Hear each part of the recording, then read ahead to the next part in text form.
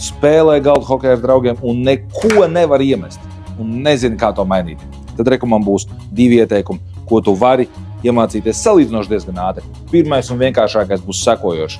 Ja tev ir ripa pie šīta spēlētāja, paņem ripu starp kāju un nūju. Ieliec viņu šeit, apmēram pie zilās līnijas un mēģini asu metienu izdarīt. Tādā veidā tu vari iemācīties parasto, visvienkāršāko metienu pa taisno iekšā vārtos. Tas tev dos milzīgu plusu tajā brīdī, kad spēlē pret draugiem, pret vecākiem, vienalga pret ko, jo tev būs jau viens ass metiens un tu zini, ka tu ar šo spēlētāju jau kaut ko var izdarīt. Otrais metiens būs jau bišķīt sarežģītāks. Tā jau ir kombinācija, un tas ir tieši tas, ko es mācu arī galda hokeja treniņos, ir sekojoši. Mums ir atkal šeit pie šī paša spēlētāja ripa, atkal mēs pieejam pie zilās līnijas. Šoreiz mēs metīsim nevis pat taisno, bet mēs